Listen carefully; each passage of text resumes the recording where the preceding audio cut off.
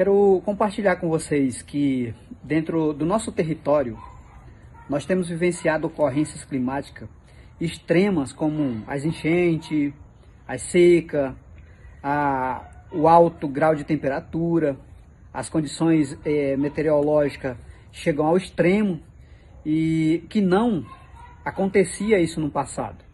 Na atualidade, hoje, os efeitos das mudanças climáticas têm sido muito grandes dentro do nosso território. Nós estávamos acostumados e adaptados a um ciclo climático complexo e dinâmico. Porém, ele era muito previsível. A gente sabia quando era o verão, quando começavam as chuvas, quando as frutas começavam a dar em boa qualidade. Porém, tudo isso tem mudado. Aqui no nosso povo, nós fizemos um mapeamento que se adaptou através de muitos séculos. Isso veio acontecendo. Se havia mudanças, elas eram graduais. E assim, o nosso povo se adaptava gradualmente às nossas práticas de sobrevivência. Na atualidade hoje que nós estamos vivendo, nós temos as temperaturas que fogem ao padrão normal. Nós temos enchentes que chegam a lugares que antes nunca havia chegado. E hoje chega destruindo nossas casas, os nossos campos de cultivo de subsistência, de cultura, de agricultura de subsistência, como também pelo menos nos últimos 3 anos, as enchentes que aconteceu, elas foram muito drásticas dentro das nossas comunidades. E agora temos também pessoas que se aproveitam das secas prolongadas e iniciam incêndio, incentivando o crime ambiental, que destrói plantas, amplas florestas, matando toda a diversidade que existe dentro dessas regiões, como aconteceu no Pantanal o ano passado. E após os incêndios, essas áreas elas são invadidas e ocupadas para o agronegócio, para o cultivo de grão em grandes escalas no Brasil, para a criação de gado, para mineração ou para outras produções que são de grande escala econômica, que elas são predatórias e visa a exportação, que atende a demanda de países ricos, como parte da Europa, e gera grandes lucros para os bancos, para as empresas, no modo geral, para as grandes elites que dominam a economia no planeta. Tudo isso acontece às custas da vida das pessoas e dos seres dentro da floresta, dos próprios povos originários que fazem parte dela, que são povos indígenas, comunidades tradicionais. É muito importante ressaltar aqui para vocês que um efeito interessante das mudanças climáticas é social e econômica. No caso da Amazônia, está no centro do desejo da sociedade moderna por uma forma de mitigação à mudança climática através do próprio capitalismo, que criou todo esse problema que acontece hoje com as mudanças climáticas. A ideia moderna de sustentabilidade é a de manter os padrões, incentivando a ampliação do consumo desfreado dentro do nosso planeta. Isso compromete o sistema que sustenta esse consumo desfreado. Isso é uma ilusão que leva à destruição da própria humanidade. Essa ilusão ela pode se levar à extinção prematura das pessoas, das plantas, dos animais. A ilusão é que o capitalismo vai achar um jeito de mitigar as crises climáticas para as comunidades do próprio capitalismo predatório. É uma ilusão muito falsa que é posta para a sociedade. Assim, existem várias organizações procurando os povos originários para acordos de captura de carbono, como forma de endossar a comunidade do crescimento econômico predatório que destrói o nosso próprio planeta. Muitas comunidades originária aceitam esse acordo sem considerar a origem e as implicações desse contrato social para a sustentabilidade da nossa forma de viver. Para a nossa soberania e para a nossa autonomia dentro dos nossos territórios, tudo isso implica para a nossa verdadeira gestão territorial e ambiental dentro do nosso território. Nosso entendimento de sustentabilidade é muito diferente do entendimento ocidental. Para nós, a sustentabilidade ela é viver em conexão e em harmonia com a Mãe Natureza, com a diversidade de seres vivos que tem dentro da Mãe Natureza. Como parte dessa Mãe Natureza que nós temos que cuidar, essa intimidade com a floresta, com a terra, não é uma transação econômica para nós, para povos originários. Ela necessita de uma maturidade, um discernimento, uma responsabilidade e uma atenção e cuidado para que as decisões tomadas hoje não comprometam a possibilidade da existência e da sobrevivência das gerações futuras no amanhã, tanto humano quanto para não humanos também. Para nossas comunidades, esse efeito climático de caráter social e econômico do comércio de carbono é tão devastador quanto as secas, quanto os incêndios, que são criminosos, e também as próprias enchentes, que são gerados por essa desfreada destruição que acontece. E vem da mesma origem também, tudo isso. Vem da ganância, da arrogância, da sociedade moderna, que fundamenta isso como a separação e superioridade humana.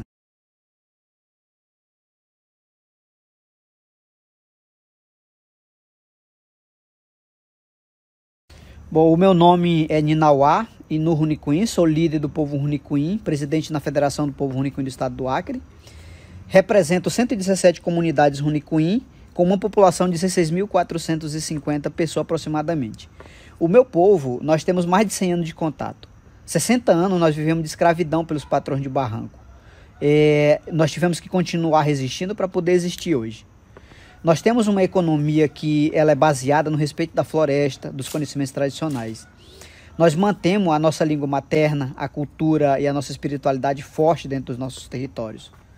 Somos detentores de conhecimentos ancestrais sobre o uso das medicinas tradicionais e nós temos governança e educação dentro do nosso território com autonomia. O nosso povo originário, que são considerados povos indígenas, nós representamos apenas 4% da população global, junto com outros povos indígenas. Nós defendemos e protegemos mais de 80% da diversidade do planeta. O nosso conhecimento que nos dá as medicinas, elas vêm da intimidade com a inteligência da própria floresta e da experiência dos nossos ancestrais que viveram e vivem a prática de ser parte da floresta, não achar que a floresta é uma coisa e os povos são outra.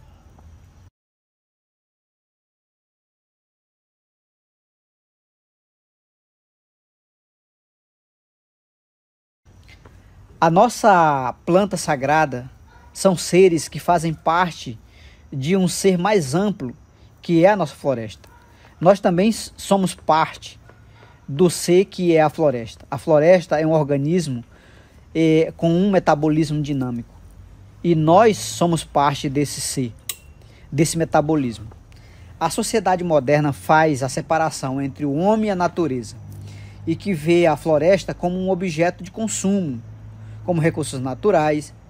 Se você foi educado no sistema ocidental, vai ser muito difícil de entender a implantação de se sentir parte da floresta e também parte das plantas sagradas.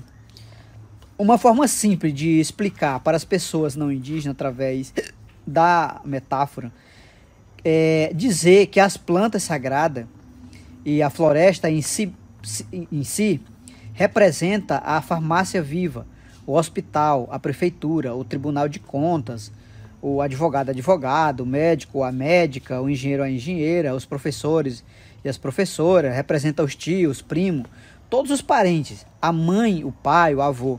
Toda essa ecologia de saberes das plantas e da floresta nos ensina a ter força, paciência, humildade, bondade, discernimento para a solução de conflito na comunidade e também de ter nossas próprias decisões coletivas. As plantas sagradas nos ensinam a buscar a cura pessoal e a cura coletiva do nosso pensamento, do sentimento, das relações de troca, do ciclo da Mãe Terra. Os rituais das plantas sagradas são fundamento espiritual. As relações da nossa comunidade são nossa fonte de cura, de conexão e de alegria, de estarmos vivos seguindo nesse caminho. Em período de desafios e dificuldades que nós enfrentamos, essa espiritualidade nos dá garra para continuar. E a direção que nós precisamos seguir, ela também nos mostra. Por isso temos muita reverência, respeito e gratidão na nossa relação com a medicina sagrada e com a floresta em si.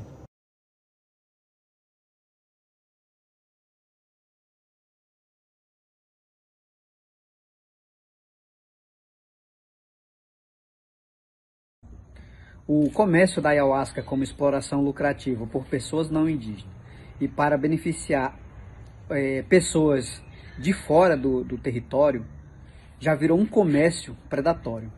E esse comércio ele apropria e simplifica o conhecimento indígena, reduz os conhecimentos dos povos originários, também das plantas para tornar mais atrativo para o consumo ocidental.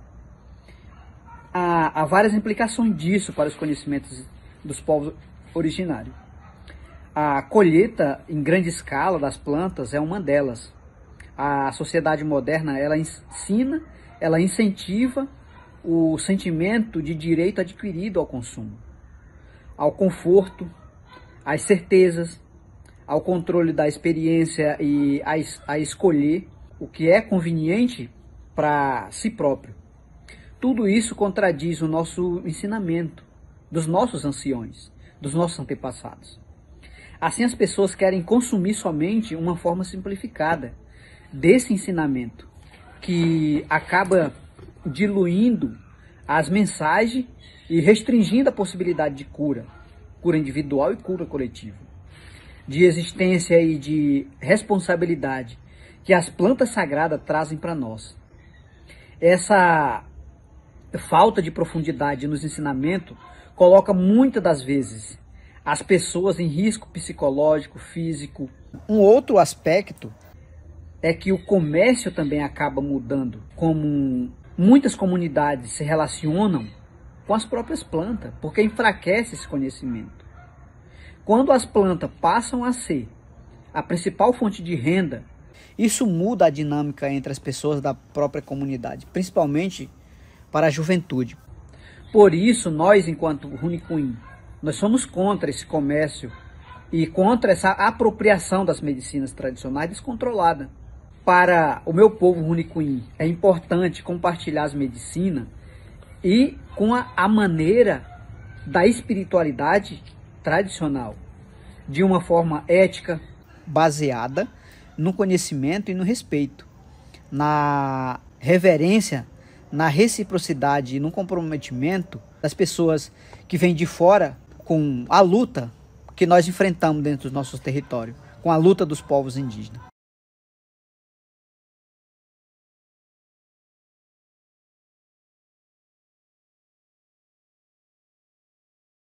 Na nossa perspectiva, se temos um remédio que é necessário em outros lugares do mundo, precisamos compartilhar sim, tanto o remédio em si, quanto os ensinamentos que vêm com ele. Por exemplo, no Canadá há uma crise de opioide, depressão, suicídio, em comunidades indígenas que sofrem muito com as condições violentas do colonialismo também. As medicinas sagradas na Amazônia podem ajudar muito nesse contexto. Uma troca entre povos indígenas em contexto de necessidades emergencial deveria ser como prioridade. Assim, em uma troca ética, as pessoas que têm mais recursos poderiam subsidiar o tratamento dos povos originários que precisam dessa cura para sobreviver.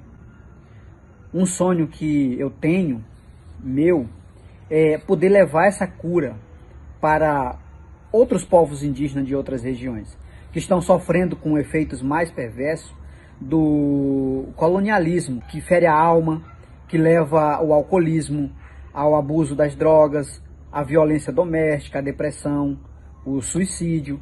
O comércio das plantas sagradas no Ocidente só seria ética se todas as desigualdades fossem resolvidas.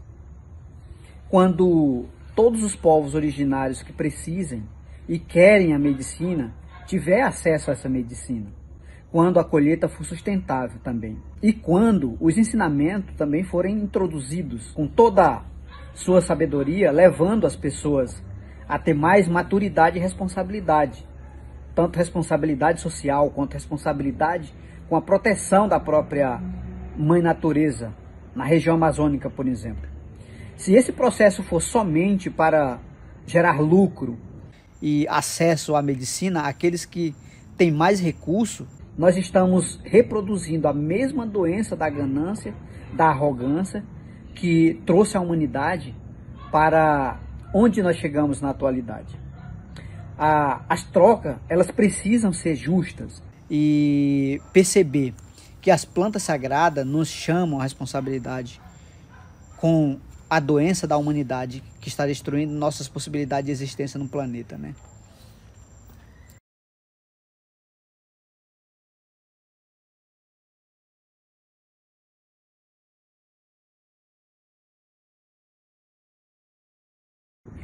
As medicinas sagradas nos ajudam a mudar o sentimento exclusivo de individualidade para o sentimento de interconexão e pertencimento a algo muito maior, ao universo todo, por exemplo. Quando somos parte de tudo isso, temos uma responsabilidade muito maior pela nossa própria existência e pela saúde do metabolismo maior, a qual nós pertencemos também. Para a nossa cultura originária, que estão acostumados a viver esse princípio de prática, as plantas sagradas ajudam a fortalecer esses laços entre nossa conexão com a Mãe Natureza. Porém, para aqueles que foram condicionados a viver o próprio princípio do individualismo todos os dias, mudar isso é muito difícil mesmo, pois há uma prática de vivência contínua, ou que seja incentivada pela sociedade moderna. Para nós, as plantas sagradas, elas nos ajudam a fazer a limpeza do inconsciente das pessoas e fazem com que elas lembram de sua interconexão e responsabilidade maior. Mas o que normalmente acontece é que as pessoas traduzem isso de forma superficial e que não dura muito tempo, como sensações de alívio, por exemplo, exaltação e afirmação. Essas sensações, elas ajudam as pessoas a se sentir melhor, mas não traz necessariamente um sentimento de maior responsabilidade visceral, que é o que nós necessitamos dentro do nosso planeta. Eu acho que a esperança que eu vejo nos nossos sábios da floresta, que são nossos médicos, nossos mestres, que são chamados de pajé, no caso do meu povo, é que as pessoas que vêm buscar a cura dentro das nossas comunidades, é preciso que elas percebam o tamanho do problema da humanidade e também das dificuldades que enfrentamos quanto povo originário.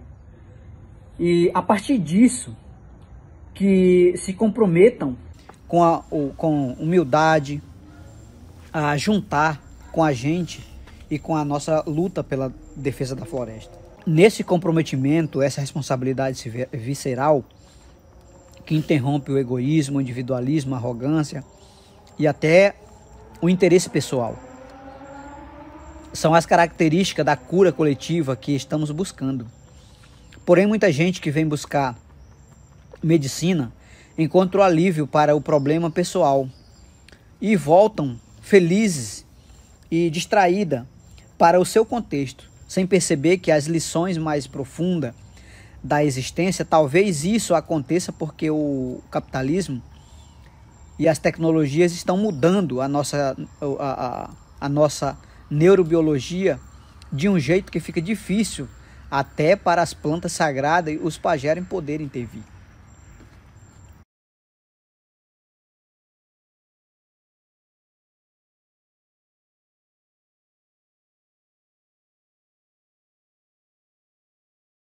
Os povos industrializados precisam se perceber como parte da doença que está ameaçando a nossa existência no planeta. A partir daí, com humildade, sem arrogância ou vaidade, precisamos estar juntos nessa luta pela cura.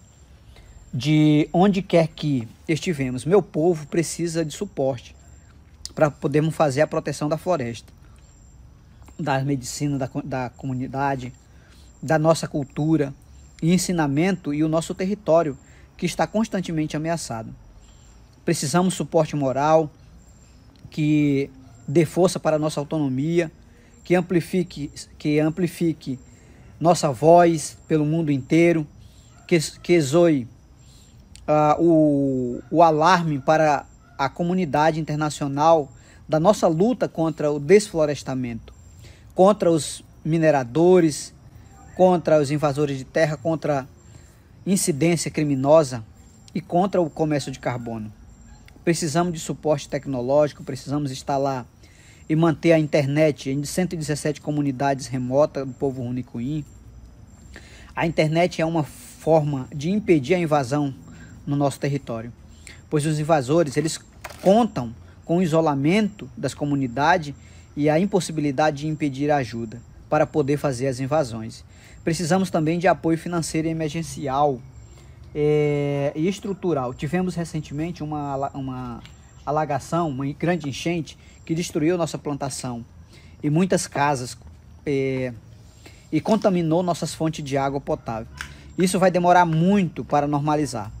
O tratamento, o transporte de pessoas, a água e alimento pelos rios da Amazônia é muito caro. Por isso, nesse momento, precisamos de suporte financeiro constante. Mas a minha paixão mesmo são dois projetos de educação que estamos buscando desenvolver dentro do nosso território, que nós estamos precisando muito de infraestrutura. O primeiro projeto é um projeto para trabalhar com os jovens, com as crianças, que é a implantação de uma escola agroambiental, que vai trabalhar com a agroecologia e relacionado também com o meio ambiente, que vai trabalhar mais fortemente envolvendo as crianças e os jovens das nossas comunidades para trabalhar a soberania e a segurança alimentar. O segundo projeto, que já está iniciado há algum tempo, discutido dentro das nossas comunidades, é a implantação da nossa universidade Runicuim, a Universidade da Floresta.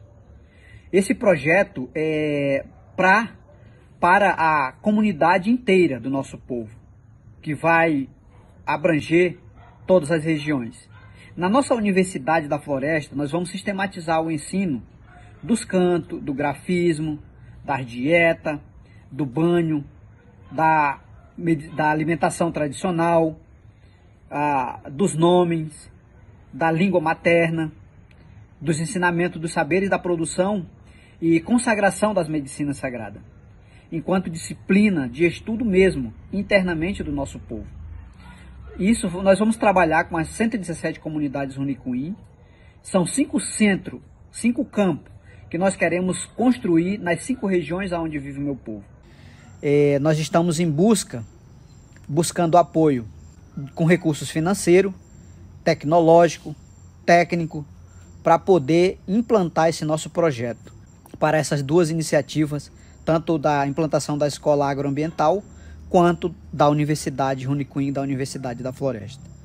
Rauxa, rauxa.